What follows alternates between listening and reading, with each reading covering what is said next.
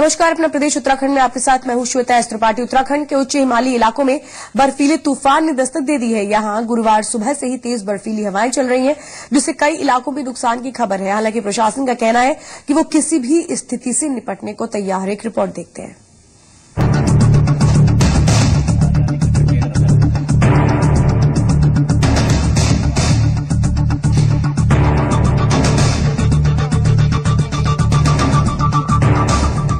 उत्तराखंड के पहाड़ी इलाकों में कड़ाके की ठंड के साथ ही बर्फीले तूफान की मार भी लोगों को सहनी पड़ रही है। यहाँ के 2500 मीटर की ऊंचाई पर जहाँ तेज हवाएं चल रही हैं, वहीं हिमस्खलन भी हो रहा है, जिसका असर निचले इलाकों में भी हो रहा है। पिथौरागढ़ के पंचाचूली, हंसलिंग और गुंजी में जहाँ हिमस्खलन जारी है, वहीं तेज हवाओं के कारण कुलथम और फाफड़ी में 9 मकान ध्वस्त हो गए हैं, जबकि पूरे इलाके में बिजली की सप्लाई पर भी असर पड़ा है। कुछ क्षेत्रों में बिजली की लाइनें जो है इससे क्षतिग्रस्त हुई हैं।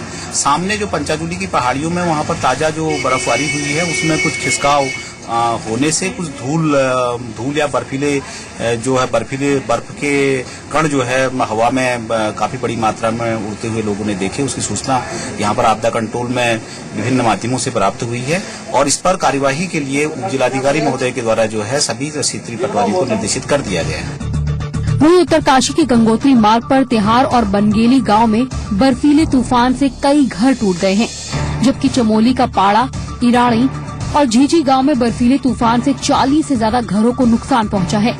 प्रशासन का कहना है कि 2 टीमें प्रभावित इलाकों के लिए रवाना कर दी गई हैं। करीब इराणी गांव में 70 घर के आसपास तूफान से उड़े हैं। पाड़ा में भी करीब 40 के आसपास घर उड़े हैं और ऐसी झिंझी और बनाली बोड़ा की अभी सूचना मिल नहीं पाई है, क्योंकि वहां पर टेलीफोन की बहुत कम सुविधा है। WLL से बड़ी मुश्किल से लोगों ने सूचना दी है। इस संबंध में हमने तहसील से एक टीम तत्काल मौके पर भेजी है। उसके बाद हमने दूसरी टीम अपने कंट्रोल रूम से, जिसमें कि सैटेलाइट फोन और हमारे 3-4 होमगार्ड के जवान हैं, उनको मौके पर भेजा है। उत्तराखंड में बीते कुछ सालों से बारिश, बाढ़ और बादल फटने की घटनाएं हो रही हैं, जिसमें प्रदेश को खासा नुकसान उठाना पड़ा और अब बर्फीले तूफान से लोगों को जूझना पड़ रहा है। हालांकि प्रशासन का कहना है कि उनकी तैयारी पूरी है। पिथौरागढ़ से कोमल मेहता, चमोली से पुष्कर चौधरी और उत्तरकाशी से देवेंद्र रावत के साथ ब्यूरो रिपोर्ट, जी मीडिया। पहाड़ों पर बर्फीले तूफान के बाद लोगों को सुरक्षित ठिकानों पर जाने को कहा गया है। हालांकि राज्य के वन मंत्री का कहना है कि आपदा के लिए सरकार की नीति है और लोगों को मदद दी जाएगी। रिपोर्ट देखते हैं। पहाड़ी इलाकों में बारिश, बाढ़ और बादल फटने की घटनाएं आम हैं, लेकिन अब बर्फीले तूफान ने सबकी नींद उड़ा दी है। पहाड़ी इलाकों में रह रहे लोगों के मुताबिक बीते 100 सालों में ऐसा बर्फीला तूफान नहीं देखा गया। पूरे हिमालयी क्षेत्र में जिस तरीके से कंस्ट्रक्शन का कार्य चल रहा है और अवैज्ञानिक तरीके से जिस तरीके से चल रहा है, उसका प्रभाव धीरे धीरे दिखने लगा है। पिछले 20-30 सालों में, 25 सालों में जितनी अधिक ब्लास्टिंग, डायनामाइट का उपयोग हम लोगों ने यहाँ किया है और पूरी दुनिया में ग्लोबल वार्मिंग का जो हो रहा है, उसकी वजह से यह है और इसके लिए हमने अभी से सावधान होना होगा। तो इसका मतलब है ये 100 सालों का इतिहास है। 100 सालों में जिन लोग की आयु हो चुकी है, उन लोगों से मेरी वार्ता हुई तो उन लोगों ने कहा कि हमने ऐसा बर्फ पड़ते हुए बागेश्वर और सेरा का कोई नहीं देखा। उधर मौसम में आए बदलाव ने शासन प्रशासन के लिए भी चिंता पैदा कर दी है। हालांकि अधिकारियों का कहना है कि उन्होंने किसी भी स्थिति से निपटने के लिए इंतजाम पूरे कर लिए हैं, जिसके लिए चेतावनी भी जारी कर दी गई है। 5 गाँव की सूचना है, जिसमें कुलथम, फल्याटी, उगराली, थापा, पापड़ी आदि गाँव है। इसमें 10-12 मकानों को क्षति होने की सूचना प्राप्त हुई है। कुछ बिजली लाइनें क्षतिग्रस्त होने की भी सूचना है। हमारे स्टाफ को और रेस्क्यू टीम को वहाँ रवाना कर दिया गया है। किसी की जान-माल की सूचना अभी तक प्राप्त नहीं। उधर राज्य के वन मंत्री का कहना है कि ऐसे प्रभावितों के लिए सरकार ने नीति बनाई है और प्रभावितों को हर संभव मदद दी जाएगी। यदि आपदा में क्षति हुई होगी या होएगी तो सरकार उसमें तुरंत कदम उठाएगी और उस कमी को दूर करेगी। बर्फीले तूफान का बेस पंचाचूली की पहाड़ियों को माना जा रहा है। हालांकि हंसलिंग, राजरंभा और गुंजी की पहाड़ियों पर भी हिमस्खलन हो रहा है, जो बर्फीली हवाओं के लिए मददगार बन रहा है। पिथौरागढ़ से कोमल मेहता के साथ ब्यूरो रिपोर्ट, जी मीडिया। उच्च हिमालयी इलाकों में आए तूफान पर राजनीति भी शुरू हो गई है। नेता प्रतिपक्ष अजय भट्ट ने केंद्रीय अलर्ट के बावजूद प्रदेश सरकार की कोई तैयारी नहीं होने पर आश्चर्य जताया। वहीं कांग्रेस के प्रदेश अध्यक्ष का कहना है कि सरकार सतर्क थी, लेकिन ऐसी घटनाओं का सही समय पता नहीं चलने के कारण प्रबंधन में मुश्किलें पेश आती हैं।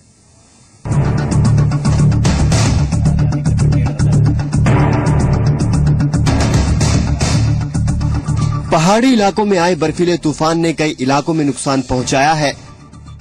हालांकि अभी तक किसी तरह की जान माल के नुकसान होने की सूचना नहीं है, लेकिन जिस तरह से प्रशासन तूफान की दस्तक देने के बाद एक्टिव हुआ है, उस पर नेता प्रतिपक्ष अजय भट्ट ने सवाल उठाए हैं। उनके मुताबिक केंद्रीय अलर्ट के बावजूद तैयारियां नहीं होना आश्चर्यजनक है।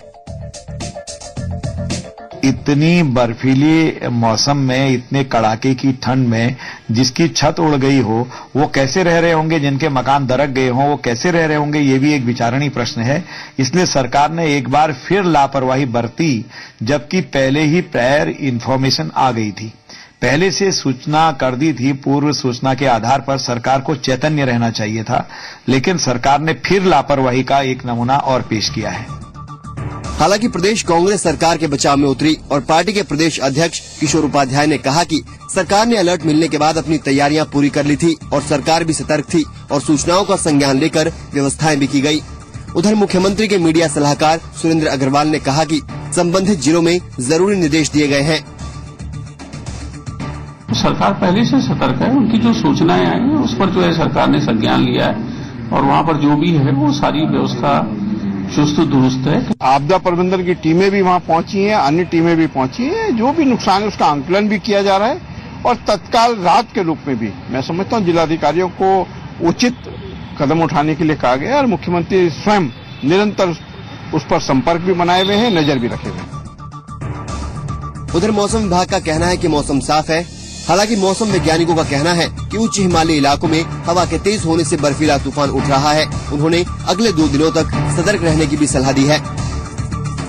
हायर लेवल पे 3 किलोमीटर 4 किलोमीटर पे विंड स्ट्रॉन्ग है, 30-35 नॉट की विंड हो सकती है और वो इस तरह का नुकसान जो है कि जैसे पुराने छत है या कोई पेड़ की कुछ ब्रांचेज वगैरह है ऐसी जगह पे, तो उनको नुकसान हो सकता है। हायर लेवल पे विंड स्ट्रॉन्ग है और 1-2 दिन रहेंगी, 1-2 दिन है ऐसा। पहाड़ी इलाकों में जिस तरह से बर्फीला तूफान उठ रहा है, उससे चेतावनी को नजरअंदाज करना उचित नहीं होगा। वहीं इंतजामों को और भी पुख्ता करना होगा। देहरादून से सोनू सिंह के साथ ब्यूरो रिपोर्ट, जी मीडिया। उधर प्रदेश के मुख्यमंत्री ने कहा है कि जिन इलाकों में बर्फीले तूफान से नुकसान हुआ है उन्हें उबारने की कोशिश की जाएगी।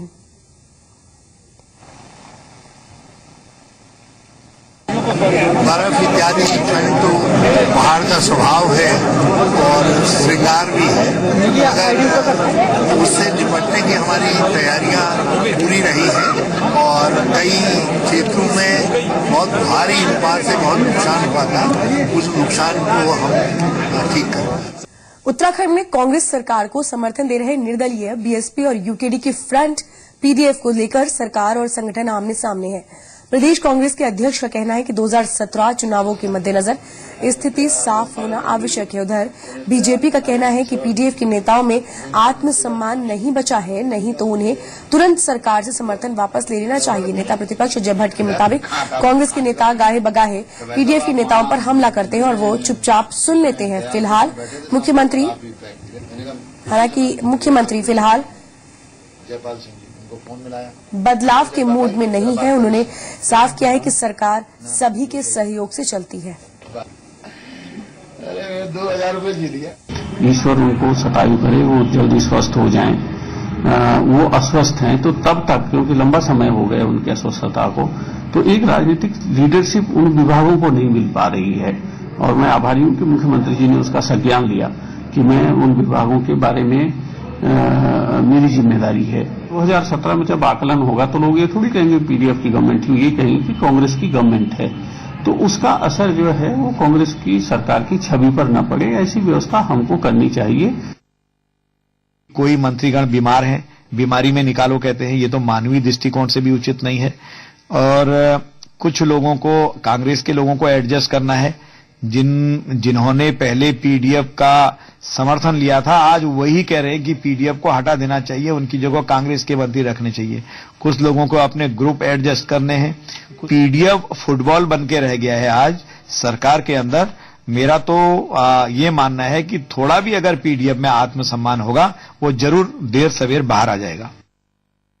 ये बातें पार्टी लीडरशिप तय करती है, किसका सपोर्ट लें किसका न लें, हम तय नहीं करते हैं। और जो पार्टी लीडरशिप का आदेश होगा उसका सब लोग पालन करेंगे। हमारे कुछ दोस्तों की कुछ भावनाएं होंगी, मगर कुल मिलाकर के पार्टी के हित में क्या बेहतर है वो पार्टी लीडरशिप तय करती है। पौड़ी के यमकेश्वर स्थित कांडी गांव में प्रदेश के मुख्यमंत्री हरीश रावत ने जनता दरबार लगाया और लोगों की समस्याएं सुनी। इस मौके पर मुख्यमंत्री ने जन सुविधाओं को बहाल करने के भी निर्देश दिए। दरअसल बीते साल पौड़ी के यमकेश्वर में बादल फटने से कई गांवों को नुकसान पहुंचा था, वहीं सड़कें भी क्षतिग्रस्त हुई। ग्रामीणों ने इसके बाबत मुख्यमंत्री से कहा कि अगर इस बार भी हालात बिगड़े तो इलाके में भारी नुकसान होगा, जिसके बाद मुख्यमंत्री ने जिलाधिकारी को इलाके में हुई क्षति के आकलन करने के लिए निर्देश दिए हैं। तो वहीं बदहाल सड़कों को भी दुरुस्त करने के आदेश दिए गए। तो सड़कें ठीक करनी थी, पेयजल योजनाएं ठीक करनी थी, वो तो करीब कर दी गई है, मगर व्यक्तिगत लाभ जो लोगों तक पहुंचना चाहिए था, मैंने डीएम दोनों जिलों के डीएम से कहना चाहूंगा कि वो अब उस दिशा में भी कदम उठाएं। वहीं प्रदेश के मुख्यमंत्री ने केदारनाथ में विपरीत परिस्थितियों में किए जा रहे कार्यों पर संतोष जताया। उन्होंने कहा कि नेहरू माउंटेनियरिंग की टीम अच्छा काम कर रही है। वहीं उन्होंने मालवाहक जहाज MI-26 की केदारनाथ में सफल लैंडिंग को एक बड़ा कदम बताया। नीम पर भी गर्व है और मुझे अपने फैसले पर भी बड़ा संतोष है कि हमने उनको वहां मोर्चे पर लगाने का जो निर्णय किया उसने अभी तक अच्छे डिविडेंड दिए हैं। और सबसे बड़ी बात यह है कि हम देश के सबसे बड़े मालवाहक हेलीकॉप्टर को सबसे ज्यादा ऊंचाई पर उतरवाने में सफल रहे हैं। ये अपने आप में एक इतिहास है कि इतनी ऊंचाई पर सामान लेकर के जो है MI-26 पहुंचा है। आपदा से प्रभावित रुद्रप्रयाग का गौडार गांव जल्द ही बिजली से रोशन हो सकता है।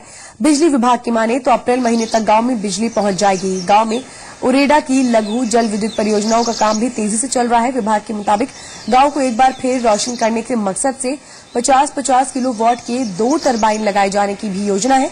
आपको बता दें कि गांव में करीब 75 परिवार बसे हुए हैं, लेकिन यहां बिजली व्यवस्था ठप होने से लोगों को दिक्कतें आ रही हैं।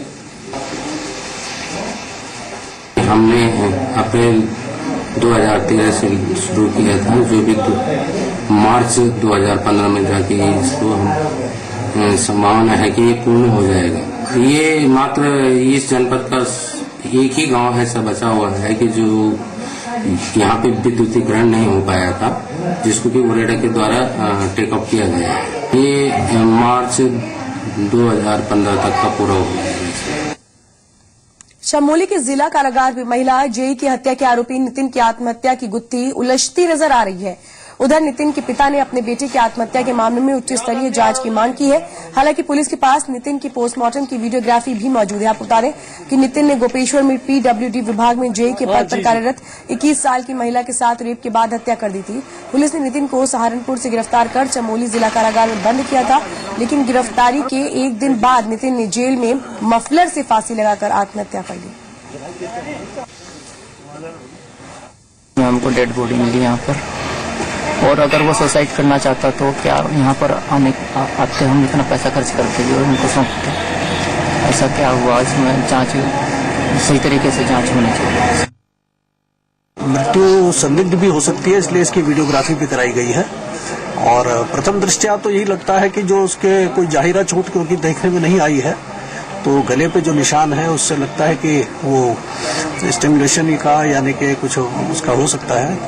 तो बाकी तो पोस्टमार्टम रिपोर्ट से ही पता चलेगा। देहरादून में आज उत्तराखंड के छठे राज्यपाल के तौर पर डॉक्टर कृष्णकांत पॉल ने शपथ ली। राजभवन परिसर में आयोजित शपथ ग्रहण समारोह में हाईकोर्ट के कार्यवाहक मुख्य न्यायाधीश BK बिष्ट ने डॉक्टर पॉल को शपथ दिलाई। उत्तराखंड में विकास की अपार संभावनाएं एवं क्षमताएं हैं। इसके वन, जल संसाधन, खनिज संपदा तथा प्राण पोषक जलवायु यहाँ के लोगों की क्षमता से मिलकर राज्य की अर्थव्यवस्था, विज्ञान तकनीकी को ज्ञानवान समाज के निर्माण की दिशा में प्रेरित कर सकते हैं। हमारा सौभाग्य है कि हमारे पास फिर एक उत्तराखंड को प्यार करने वाले महामहिम आए हैं, राज्यपाल आए हैं और उन्होंने शपथ ली है। मैं उनको सारे उत्तराखंड की जनता की ओर से, अपनी सरकार की ओर से और आप सबकी ओर से भी बहुत बहुत बधाई देता हूँ। पूरी उम्मीद है कि उनकी देखरेख में उनकी सरकार उत्तराखंड की जनता की अपेक्षाओं को पूरा करेगी। उत्तराखंड के छठे राज्यपाल के तौर पर डॉक्टर कृष्णकांत पॉल ने आज पद और गोपनीयता की शपथ ली। इससे पहले डॉक्टर पॉल मेघालय और नागालैंड के राज्यपाल का कार्यभार संभाल चुके हैं, जबकि मणिपुर और मिजोरम के राज्यपाल के अतिरिक्त प्रभार को भी बखूबी संभाल चुके हैं। Doctor Paul Akhil Bharatiya police सेवा में 1970 बैच के अधिकारी हैं। के पॉल के नाम कई उपलब्धियां भी हैं। साथ ही उनका पुलिस सेवा समेत कई संवैधानिक पदों पर कार्य करने का लंबा अनुभव है। उन्होंने भारत सरकार के तहत करीब 37 साल की लोक सेवाएं दी हैं। जनवरी 2004 से जुलाई 2007 तक डॉक्टर पॉल दिल्ली पुलिस के कमिश्नर के पद पर रहे और इसके बाद करीब 5.5 साल उन्होंने यूपीएससी के सदस्य के रूप में अपनी सेवा दी।